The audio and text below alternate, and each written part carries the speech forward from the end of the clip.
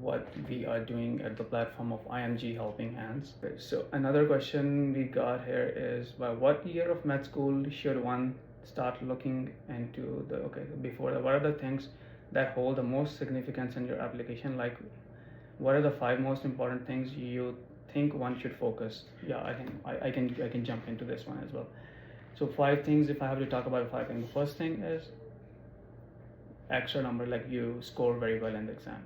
The second thing would be involve in the research as early as possible, like even in your second year or even in your third year of medical school, just try to learn. And the third thing would be to build a connection, build a network. I think if I can share my example, one of my interview, I received one of the interview because I emailed, there was a hospital which does not have a residency program. I just emailed them that I need to do a clinical rotation with you. The program coordinator in the hospital said that we don't offer clinical rotation to the international medical graduates, but we are in the process of applying for accreditation this year for residency. We are going to, if you are interested, you can apply this year whenever you apply. Oh, okay. I said okay. So I emailed them in the month of September and asked that, did your program get accreditation? They said no, we are still in the process. And in the month of November, they shoot an email to me. They said, our program is approved, you can apply for residency. So I applied for residency and they offered me the interview the very next day. So this is how you build a real connection with the programs, rather than just asking your seniors, oh, could you please recommend me, when they don't even know you.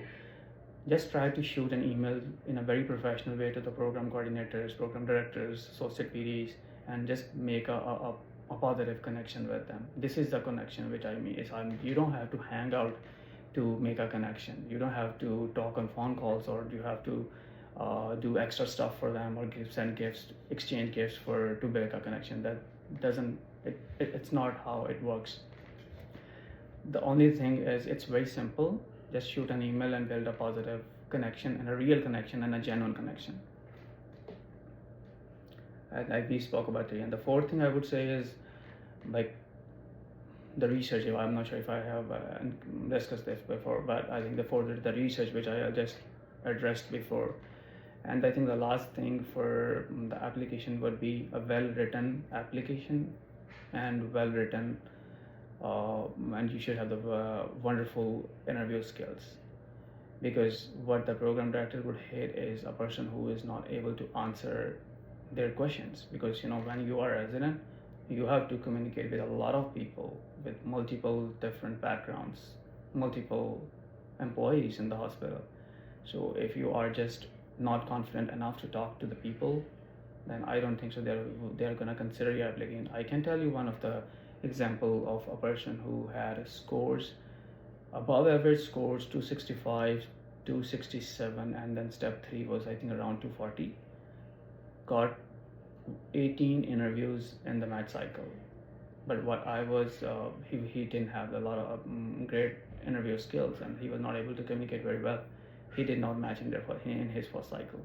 He was able to match in the second cycle, and you can easily imagine that a person who is above average and when he's applying, who got like 18 interviews, which is the topmost. I know this year there is a limit of maximum 15 interviews, but I think it was previous years when you can get as many interviews. So this is how a person who has scores like 220s or even less than that, even failures, sometimes they would just get an extra edge because they know how to communicate. They are working extra. And what I feel is, like, in the last 2 years, what I encountered is most of the people who were having scores above 255s and 260s, like almost there, I saw a lot of people who did not match. And that's very unexpected. That's unexpected, because if you have such high scores, you have US clinical rotations, then why did you not match? And I saw a lot of people who had scored less than 220s, but they know that we have, because what comes when you have low scores, you come up with an attitude that you have to make the most from each and everything. You have to go extra mile. But when you have a high score, you come up with an attitude that, oh, I have high score. Even if I don't show interest, I would definitely match. That's not a problem. So it's like a holistic approach when you apply. you have to consider each and everything. And the way IMG Helping Hands assisting to you guys is not just to help you in a specific service or stuff like that, but also to give you the tools which you need. For example, if you haven't heard about the unmatchedmd.com, it's a platform where newly accredited products, since I got one of my interview just in the month of November, which is sometimes unusual because most of the programs interviews are like sent in October and obviously in November if you have applied before September. But I applied in November and I received an interview. It's the same thing is on the Unmatched MD platform. You will be able to get extra help, which is you will be able to know all the research positions, newly accredited programs, and also all what other jobs you can do before residency. Like you can work as a limited licensed physician before residency in USA in more than 12 states. This is a topic which we are gonna touch more in the next webinar, most likely in 2 weeks. And this webinar would be tailored according to your needs, like, or according to which states you want to practice, because there are like 13 or 14 states where you guys can practice before residency by getting a limited license, and you can earn like around the resident salary, like around $60,000 to $70,000 a year. But I think it's a good experience because when you are doing the US clinical experience, you're getting the USCE, obviously you pay the hospitals, you pay the companies. So I would recommend to whenever you do the such things, you plan things ahead of time, and then don't just choose the decisions or don't just make the decisions what other people or what your senior did. I would recommend to just follow your own journey and make your decisions by your own and see what works, because sometimes that what works for the other people would not be the same thing that would work for you as well. I'm also seeing another question in front of me, which is there capping for number of interviews at 15? Did it start the cycle? Yes, and do. Yeah, this year the maximum number of interviews you can get is 15, because what happened in the previous years was people choose 25 interviews, but since you are a human being, you are also doing some other work as well, so you cannot attend each and every interview. So what people do is after like 15 interviews, they start just giving up by sending the email. Now when you send the email to the program that I am not interested in interviewing, what happens is the program has to arrange more people or send more invites on a very short notice. So this is sometimes like challenging for the program. So that's the reason why they introduced a maximum number of 15 interviews this year.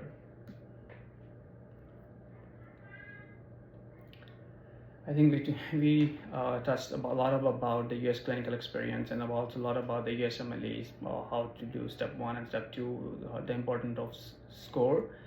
But I would also like to now bring up the step 3 importance, USMLE step 3, in addition to the research. So since there is now only one exam, which is step 2, which can show which can indicate your performance in terms of medical knowledge. If you have done USMLE step 3, it's going to be in your favor, because now if programs already know that you have step 3 and you also have the high score in the step 3, they would say, okay, let's take this person as compared to the person who has not done the step 3. So that's the importance of step 3. And if you take step 3 within 3 months of step 2, you are going to score more as compared to if you wait for a couple of months, because step 3 is also a continuation of step 2, and a lot of knowledge which just fades away throughout the time. And then in step 3, when you start studying again, you are not able to grasp each and everything which you had when you took step 2. So I would recommend to do it as soon as possible. That's one of the wise decision, and it's a trick which to just get extra force when you apply for residency, to get extra number of interviews or get an extra help. So the other We also introduced the specialty research, because a lot of people were saying that although initially our courses were like for the basic courses, then we received a lot of requests from the residents who are residents here in the USA, in the hospitals, fellows, and even the hospitalists who were applying for competitive specialties or super specialties. So they were requesting us if we can introduce a specialty research for every specialty, from medicine to pathology to surgery, neurosurgery, almost every specialty, more than 22 specialties. So we have like multiple research instructors who will be conducting research projects according to the specialty that will be specifically tailored to the OB, like for example OBGYN, neurosurgery, surgery. So that's also one of the things. And this month, like from the previous month on October, we introduced a central system of lectures by Dr. Sarah Waters. What we do is, on the top of what we already provide, we have introduced a central system of lectures that everybody. So I was just like figuring out that, because when I was doing a research about what are the few difficulties our organization is facing, and I came to know that a few of the research modules, they were being taught in such a way that was substandard. But obviously you guys cannot be responsible for our inefficiencies. Obviously we are responsible for our inefficiencies. So that's why we come up with a solution again. Like I would simulate with the McDonald's or with other franchises, where you're gonna, even if you go buy the McDonald's burger from New York, it's gonna be the same as you buy from any other backward area or any other state. It's the same thing which we introduced, that once you are done with the research project, everybody should be at least they should get the same level of quality as compared to if you are just, if I compare what was happening before, like just 2 months ago. But I would say is the central system of lectures is going to give you, everybody will be getting the same lectures, and then they will be introduced into the subgroups where the mentors will be assigned, and you will be proceeding with the research projects. For us, the research which we are doing is like a scientific evidence we are building for the new generation. And a lot of decisions you guys will be able to make once, for example, let's suppose there is a lot of gap in the research which we have to address almost every time, to make more evidence which will be helpful for not for our generation but also the future generation to make decisions. Because now let's suppose we are making decisions on the basis of the research. Like if I'm giving any drug or I'm using any guideline, that guideline was obviously built from the people from the previous generations, or the people who are still working in the process.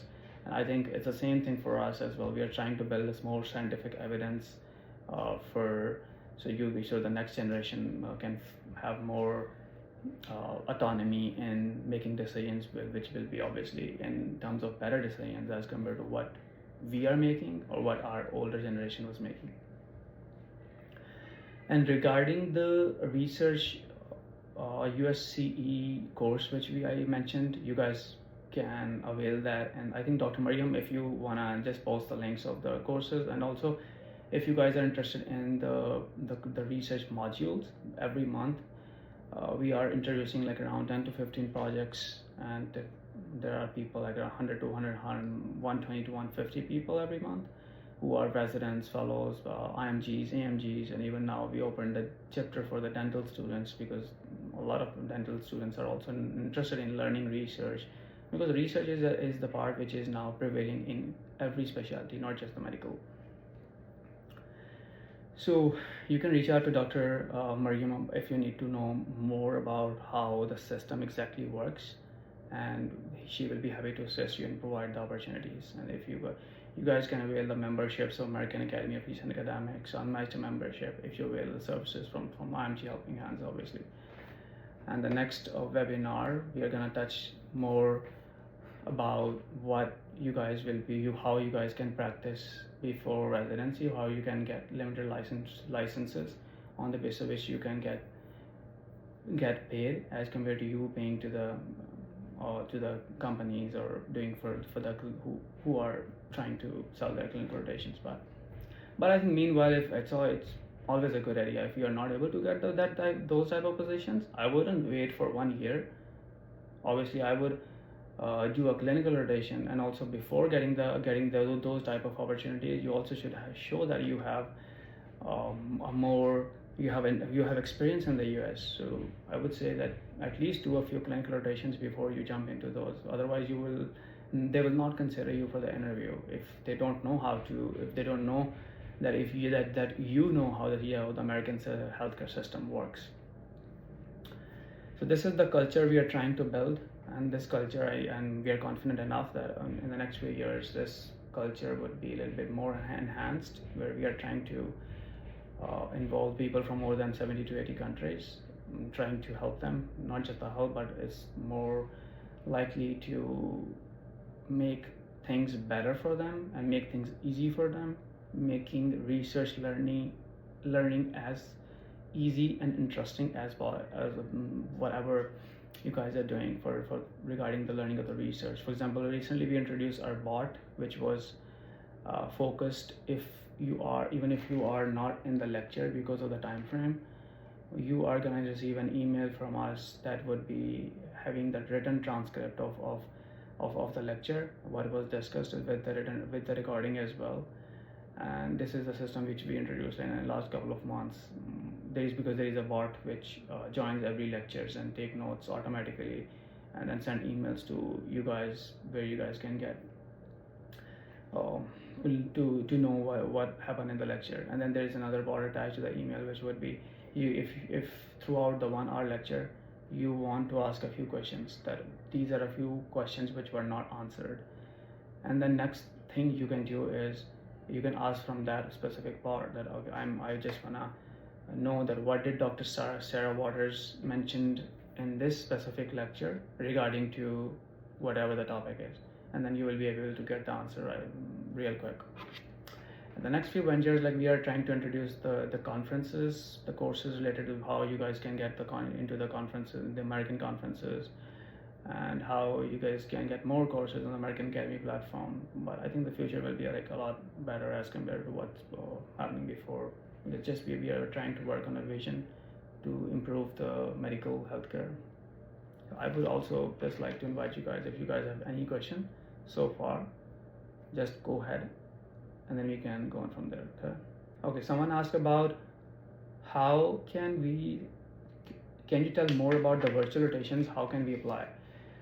So if you want to apply for virtual rotations, just shoot an email or text to Dr. Mariam, or you can shoot an email to admin@imghelpinghands.com, or you can reach out to her on WhatsApp if you want expedited response from her, and then she can give you the couple of options, like how you can involve with the clinical rotations, virtual rotations with the program directors. And then the next question is, what are the other career options if someone has passed step 1 but could not make it to step 2? Yeah, there are a lot of other options. You can do some non-clinical jobs. You can work as a medical assistant, scribe. You can choose the pathway of the physician assistant, and you can do some research positions. So that's how we are contributing with the unmatchedmd.com membership. So all the clinicals and the non-clinical opportunities we try to post. So what the people who make the most from us, they do is on every night before sleeping, they open the Unmatched MD portal, and then they see if there are new opportunities posted over there. If there are, they just shoot an email or apply over there, and this is how they get to positions. The next question, let's see. What's the main difference between ERAS and SF match? There isn't much guidance available for the SF match for ophthalmology. Okay, I can give you a little bit heads up about the differences. I know there are a few specialties such as OBGYN, urology, and some other where the process is a little bit different as compared to the main ERAS match. I know what happens in main ERAS match is you buy a token in the month of June, and then you build your CV, you apply, you get letter of recommendations, write personal statement, upload all the documents by the end of September, and then you apply by the end of September, and then you start getting interviews in the month from the month of October to January, and then in February there is a deadline for ranking the programs, and by the end of or by the mid of March your results are announced. Once the results are announced, they give you one extra week for the people who did not match, so they can apply again in 1 week, and then see if they can get the vacant positions. And then once it's done, after that there are off-cycle seats where you can still apply, but your residency most of the time begins in the month of July, but the orientation begins in June. So this is the main process or main work, like how it worked for the eras. But there are some timelines, little bit different timelines. For example, OBGYN, they announced their match early, and ophthalmology match, urology match, the little bit differences. I think to jump into the specifics, it's going to be, we have to go a little bit more details what question is, and there's information, but I think it's a very good topic that we can post something on our social media and the groups related to this specific questions. Okay, I'm just gonna jot that down so I know that we have to do this. Okay, we are gonna be helping you in that. Okay, all right. Like next question is, okay, sir, will the research courses guarantee a publication? Okay, so what?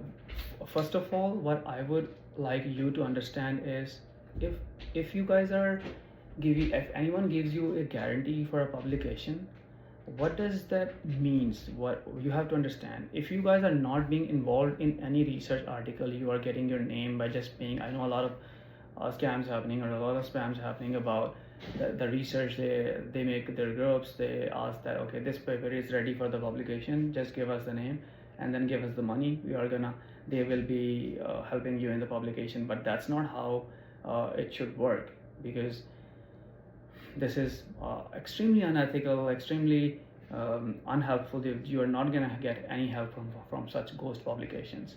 But these ghost publications will be actually harmful for you as compared to, because if a program director asks anything about what did you do in that research, you will not be able to tell anything about that research. Or even if they can tell that this is a lie by the guarantee of publication. So I think, and also if anyone is giving the guarantee for, it's also going to be against the ICMJ guidelines. So how things should work is, there are always we can do things differently. For example, how we function is, in case you are enrolled in a 6-week program for the research.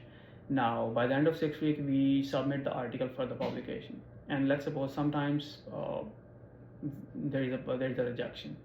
And in that scenario, for our organization, the rejection rate is almost very less than 5%. Most of the 95% of the articles are published in the government index journals. But let's suppose if any paper is rejected, what we do is we will write a little bit more, or see what the shortcoming in that article, make it one of the best article, and submit in another journal.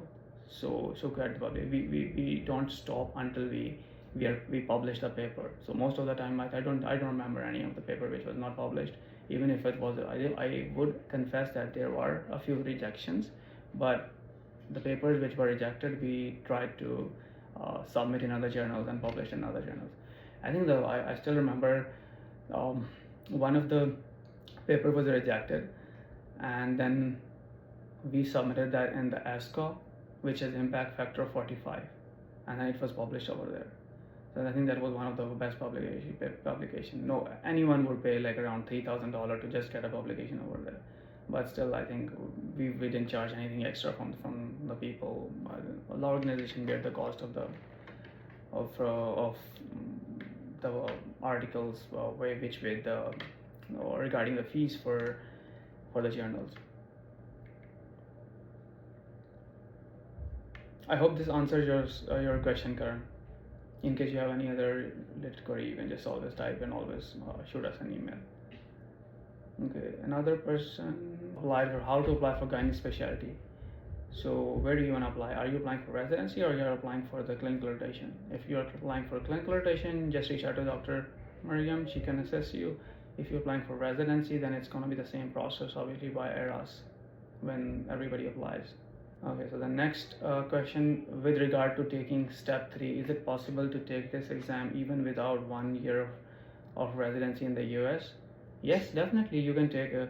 So the basic requirement for the step 3 is that you have to be ECFMG certified. So once you're done with the step 2, you take any pathway, might be the pathway 1 to 6, you get ECFMG certification, and once you're ECFMG certified, you can apply for USMLE step 3, and then you can take it even before starting your residency. Okay, I think someone, Brian Mendoza. Okay, so there is no set cap of the interviews. Many US have more than 15 interviews. Hi Brian, I think this happened in the last year. Up till last year, there was no cap. But what I have heard from this year is that there is a cap of 15 interviews, that people cannot choose to get more than 15 interviews. So I think we need to clarify. Obviously, I can recheck again and see if this is the correct information, but I hope so. So you can also check it online, that because this is something that they started from this year, not from the previous years. Okay, someone asked about which are those states where one can work with a limited permit. Please let us know. I think on the top of my head, I would say it's like Florida, New York, Arizona, Missouri, Iowa, Washington State is one of them. Virginia, you can work as well. Illinois, they have introduced their law, but that's going to be implemented from January 1. I have heard about the Tennessee. Yes, Tennessee, Alabama. These are the few states on the top of my head. But they're like around 13 to 14 states in total where you guys can work before like a residency and get paid.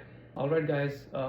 If you guys have no other questions, we would end this webinar, and then we are gonna go with the next topic for like how to practice without residency. Next might be next week or after that.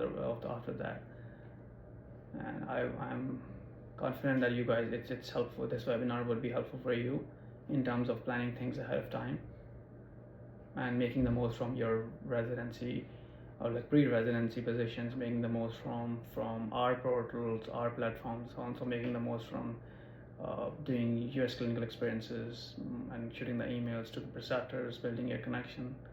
I hope everything goes well for you.